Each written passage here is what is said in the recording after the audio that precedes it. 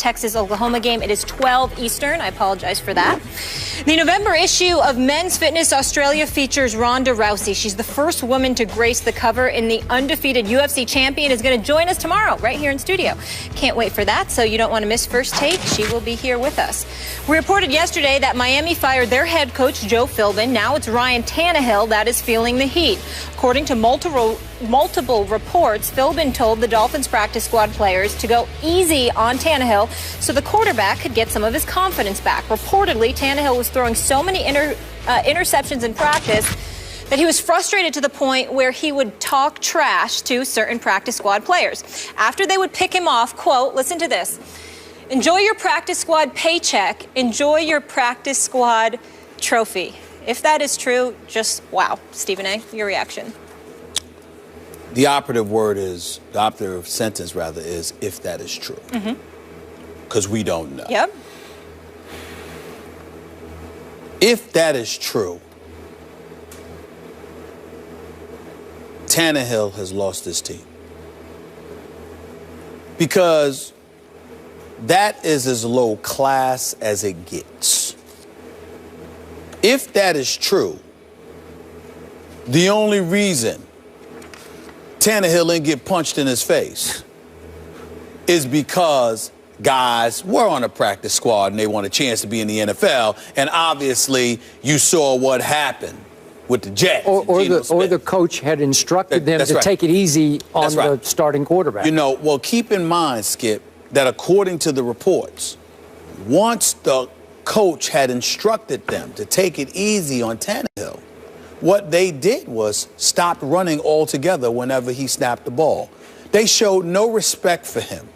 You're the starting quarterback, paid $95 million, $45 million in guarantees, and practice squad players have to take it easy on you.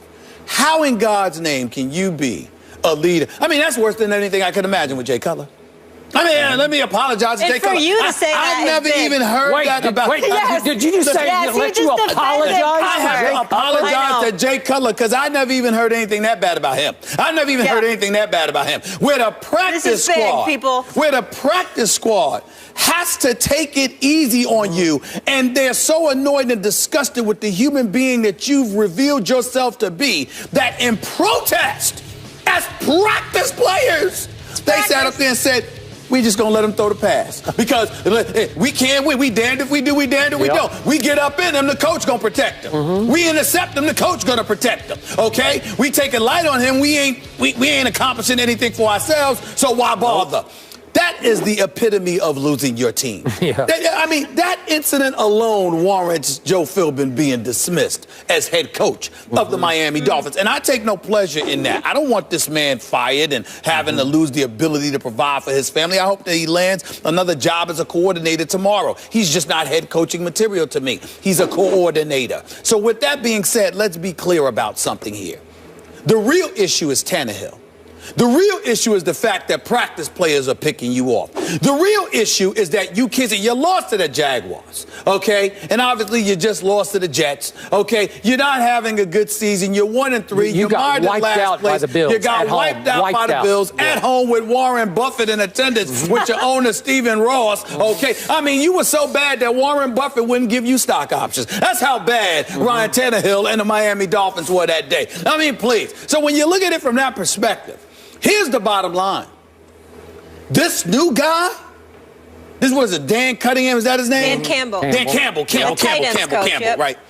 I got to admit to you, Skip, he's just a tight ends coach. And in one press conference with him, I saw more in 3+ years with Joe Philbin. I'm with you. And I said this, I looked at him and I said to myself, well, he's not going to have a problem getting in anybody's face. Right? No. I mean, do you see how massive this dude was? I was sitting there saying, are you sure he ain't playing? Are you sure he ain't playing? He was a player. He looks like he can play right now. That's a big boy. That's a big boy. So I'm looking at it from the perspective of, this is the kind of guy that can get in a dude's face. Let's go. This is what you need to do. This is your job. If I'm him, I'm calling Ndamukong Suh and the crew up in there today. What do y'all want to do? Ndamukong, you were the man on Detroit's defense. What did y'all do in Detroit? What is it that you want to apply here? Offensively, I'm looking at Tannehill. You better man up, because I'm going to send these cats after you. Yep. And it ain't just the practice squad. It's going to be the first teamers, because that's what you got to go through on this NFL level. Did you say that to these boys? Did you say that to them? Money or no money, you're going to apologize right now. Because if you don't, I'm going to send them after you like a pack of wolves. Deal with it. You ain't play no games here. It's football. Every Sunday, okay, because we're going to save money, because we damn sure don't expect to see the Dolphins on Monday Night Football. I haven't looked at the Monday night schedule in the last week or so I don't remember. But I don't expect to see the Miami Dolphins on Monday Night Football with their mediocre selves. Yep. Walking piece of mediocrity that they are at this moment. I wouldn't give them mediocrity. Right? Listen, I'm saying you Dan Campbell. You're going to roll up on Tannehill, because that's just bougie, it's uppity, it's elitist, and it just speaks to, you don't say that to cats. Okay, what if you're the new interim coach, looking like you could still play, and you roll up on him and get in his face, and you completely wreck what's left of his confidence? Well, Is that not possible? I'm not saying that you disrespect him. I'm saying that you highlight that he has no right to be disrespectful to other people. Now, if you can't do that, you ain't head coach material. It's just that simple. Okay. If you can't do that, if you can't remind somebody that you're supposed to respect your teammates and you ain't supposed to belittle them like that, then you know what? I'm going to send them at you like a pack of wolves, because this is what you got to deal with on Sundays, what you getting a break here for. You know, I must remind everyone, we got thrown this story on the fly as it broke yesterday, and so we were off the top of our heads. I had forgotten that the interim coach that Philbin replaced was none other than Todd Bowles. That's right. Are you kidding me? And the finalist was Mike McCoy for the Chargers. So he takes his team to the playoffs his first year in San Diego. And Todd Bowles, even though we like Todd Bowles a lot and we appreciate the job that he's doing, it's only 4 games in. I understand. McCoy took the Chargers to the playoffs. I'm betting on Todd Bowles. So am I. I'm betting on him. So am I. Yep. Okay, so back to the story. Look, I don't want to beat this to death. I've been on record before Tannehill's draft. I just never loved him for exactly this reason. I watched him a lot in college, and he never had consistently confident body language. His teammates never consistently responded to him as the driving force of the football team. He never looked like he really believed he was a quarterback. Remember, he was a receiver for a while in college, and he always looked like a talented receiver playing quarterback to me. He's got skills. We know that. He's not terrible. He's not a bust. He's just not that guy. And you're betting on that guy. And I told you yesterday, it's going to be hard to fix the Dolphins until you fix him. And unless you can fix him, I don't think he's that fixable, given all this. Well, so, okay, then where do you go? And let me do this about Stephen Ross. You've read a lot about him, talking about South Beach, talking about wealth. He's an A-lister, right? He wants to have A-lister celebrities in his box during games. But why don't you hire an A-list coach? Because how do you pick Joe Philbin, the offensive coordinator at Green Bay, who didn't even call plays? How do you do that? Because he's a nice guy, because he's impressive when you talk to him, because he comes across as a guy I could get along with? Why wouldn't he supposedly flirted with Harbaugh? I don't know what went on. He denied it, but whatever.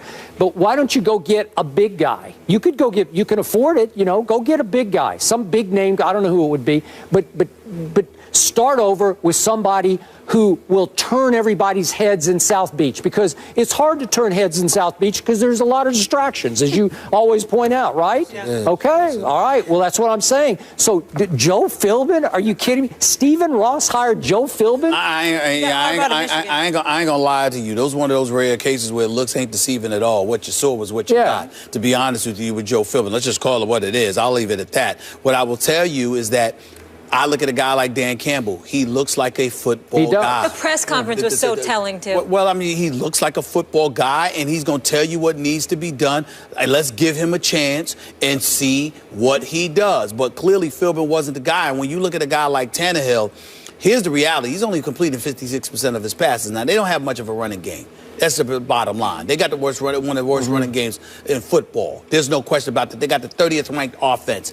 He's been sacked 10 times. We ain't even counting how many times he's been hit. So when we look at it from that perspective, when you hear this kind of stuff, you literally have to wonder. You're not just playing for the coach and for the team and for yourselves. Yep. You're also playing to help the quarterback. And when you have an internal, subtle desire to see the quarterback fall flat on his face, that doesn't help your franchise. Nope. So somebody has to address, if there is any truth to this report, somebody has to confront Tannehill.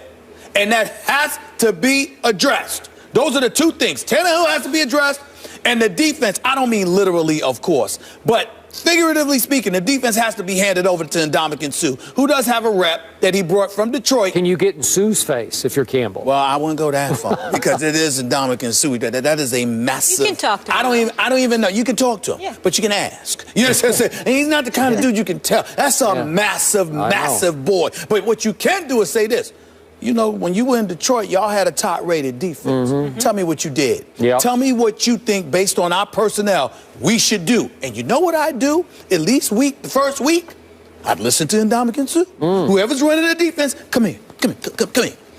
Listen to this dude right here. What you say? The mayor down there. What you say? I am the He's got the key to the city. Yes, I got the key to the city. But what I'm saying to you is this. That's what you need to do with Ndamukong Suh. Come here. Okay. You need to listen to him. Whatever he say, just try it. Just try. Let's appease the big boy. Because when he ain't right, what is right? You don't want, it's one thing for him to be mad against opponents. For him to be mad internally, that makes life very, very difficult. Because what you going to do about him? You can't get security to do anything about the Ndamukong Suh. Nope. No, just, hey, what's wrong with trying? What you need? Do you need anything in Ndamukong? Can I get you a cup of coffee? Do you like Starbucks? You want a vanilla latte, small or large? What do you want? I don't know if I go that far. What can I do for you? That's what I would be doing with Ndamukong Suh. The three key words, though, which you mentioned, if it's true. Monday, December 14th, guys, they are on Monday Night Football. Really? Giants come to town. Really? I wouldn't mind being in that that's one. a cakewalk for the Giants. Would you guys want to go on the road for that? You know what? Nice. I might go. You know, Ray Lewis, Trent Dilfer, Steve Young, they have invited me. The South Beach, Monday Night Football, that don't sound like a bad option. I'm just saying. It might happen. I like it right here in the studio. Okay. I'll stay here by myself. No. I don't want to see a Giants cakewalk. Come on. Somebody get this. I think he's trying to jinx them. That's a whole other story. They're going to win 7 in a row. Stop saying it. Now I'm getting nervous about it. But we stay in New York up next. The Yankees are in the World Series push, but CC Sabathia will leave the team and address personal matters. We'll discuss that.